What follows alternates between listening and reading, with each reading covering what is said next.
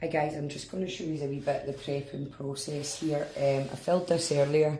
These screw holes are going to get another fill. When the hole's quite big, the filler has a tendency to sink on the first fill. I'm never a fan of leaving filler proud.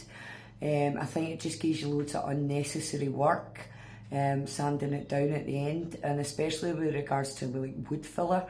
Wood fillers it dries extremely hard, so it's very hard to sand back. It takes quite some time, so always kind of just give it one fill and then go back and give it another fill. I find that works better, so I'm going to sand this down, but before I do that I'm just going to show you the filler I use. Normally we use wood filler on wood, however I was in a wee hardware shop a couple of weeks ago and I came across this stuff. It's called Tetrian filler, right? Now, I'm not being paid to advertise this stuff or anything. I just found it. It was $2.99. The wood filler that he was selling was $17.99. He didn't have any smaller tubs. So I picked this up because it says it's an all-purpose filler, okay? So it says it's pluggable, grindable, drillable, spreadable and paintable. It says it's for use inside and out. And it says it fills, sticks and bonds, right? Now, wood filler bonds to wood, right? What you do is you sand the surface, it exposes the wood fibres.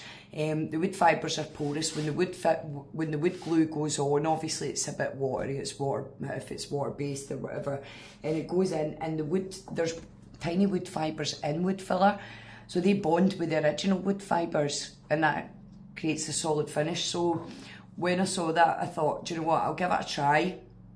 Nothing ventured, nothing gained, right? I'll tell you something, see, for $2.99, this stuff's brilliant.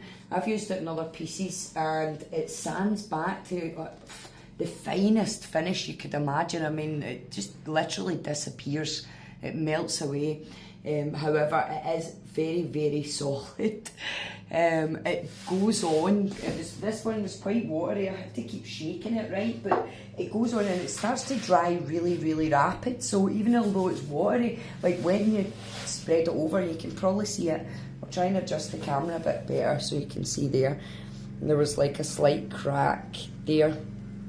Very, very slight crack.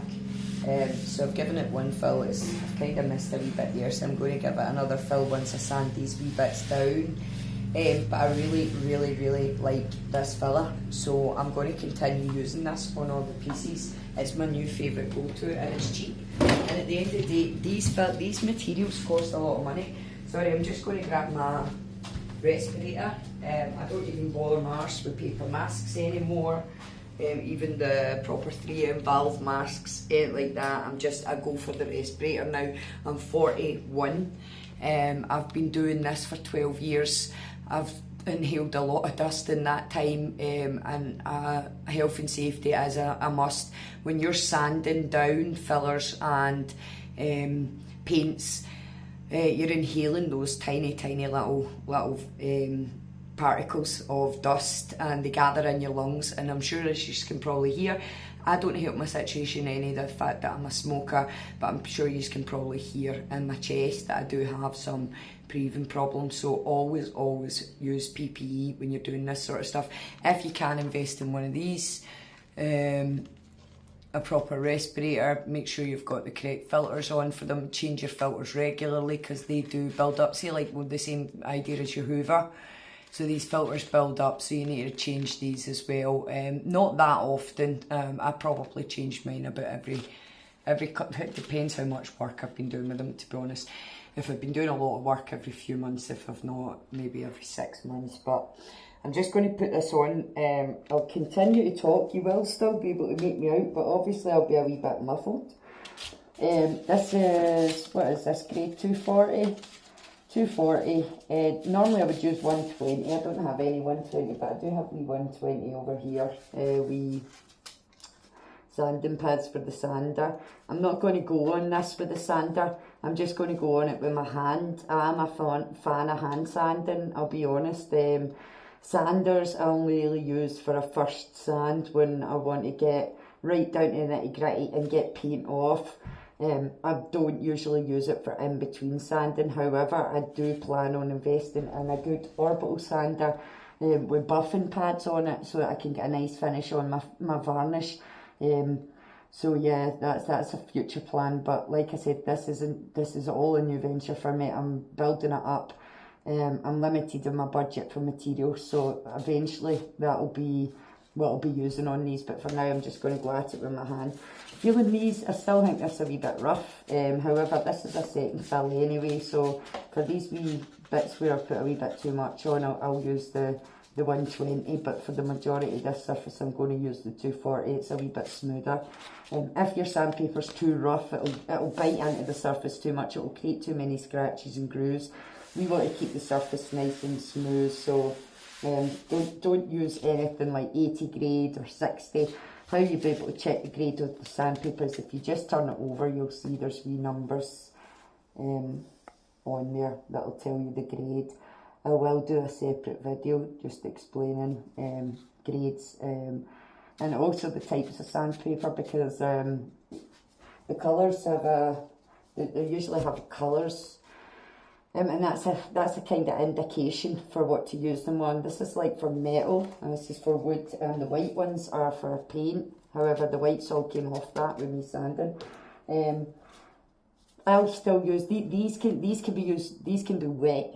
These can be used wet. When it's black, it's usually a wet and dry sandpaper, which means you can wet this, and you can. This is a P400 grade. So, like for instance, when you put a top varnish on, you could wet this and then give it a nice light scuff with that, just to bring it up to a really, really smooth surface if there's any sort of paint, brush marks or anything and you want it completely smooth. But right, so I'm going to rub this down and you're going to see that it is still too rough. You're going to see how easy this filler sands back, although take my assurance for it, it's absolutely solid. So there's a back and forth, flatten it down.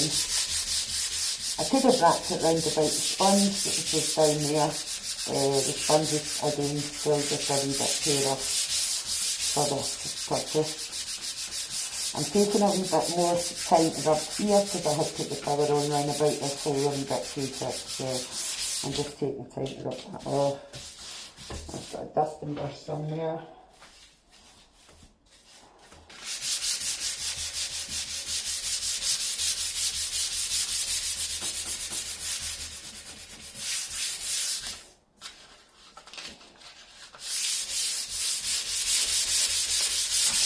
Here's where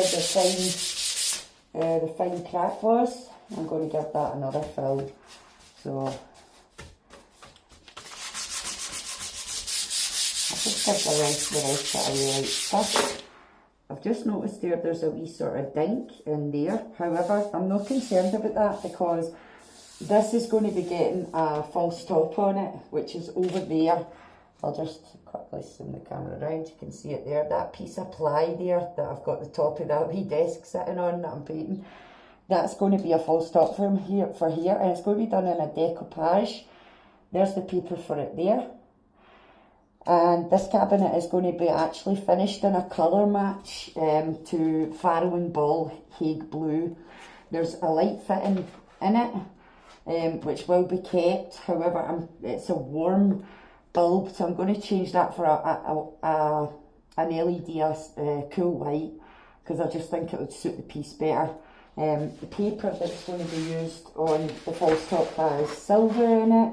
It's a sort of faux marble, as you can see, so that would be stuck down completely on the top of this piece, and like I said, the rest will be hair blue. But let's just explain a wee bit about how this piece is going to progress. Obviously that will be a separate video, because this video is focusing mainly on the preparation process. So yeah, I'll just put on the ribbon all these bits down. As you can see, that hasn't taken long.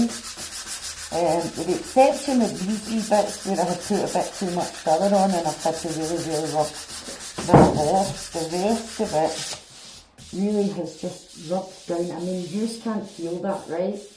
But I can feel that, and that is so smooth. So smooth. I'm going to see if I can get the camera to zoom right in. on the finish.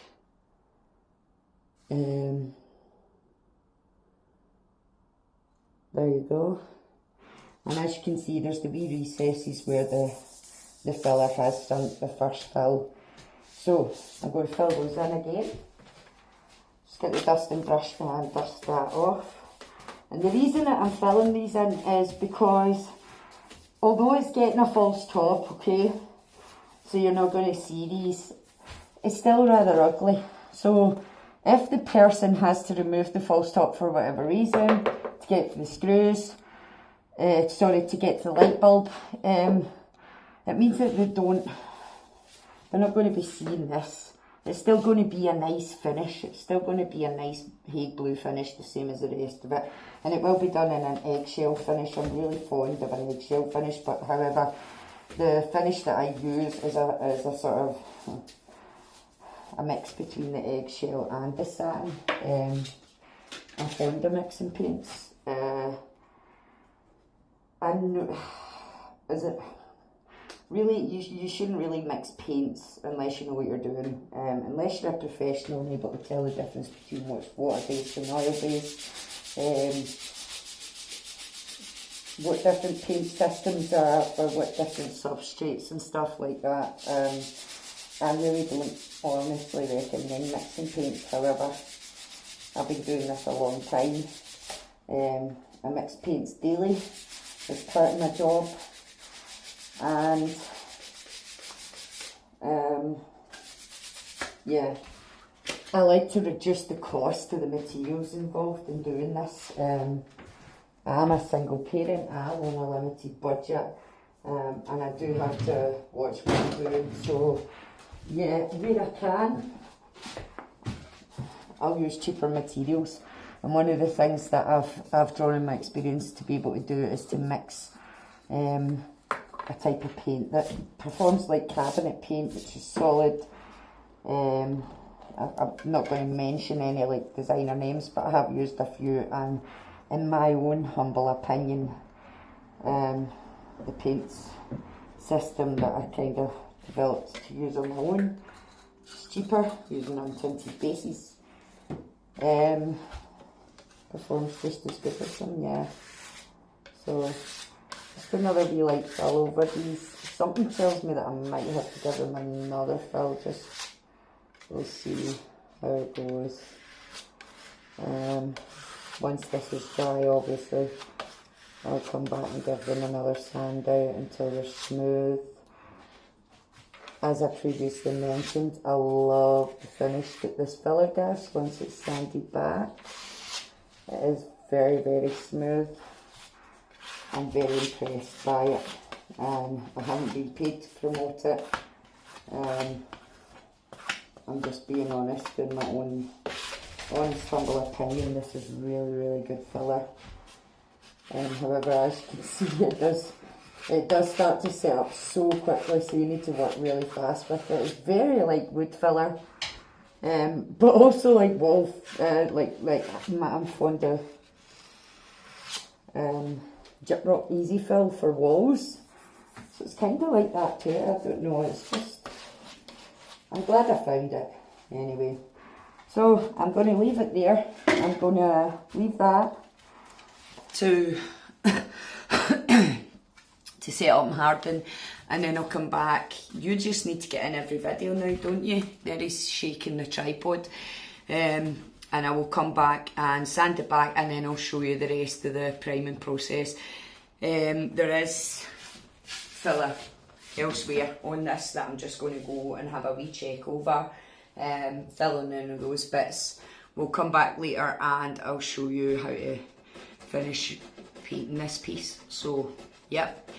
Thanks for watching. I'm Pamela at Flipped It. Please like and subscribe and follow me for further content. Thanks for your time. Bye.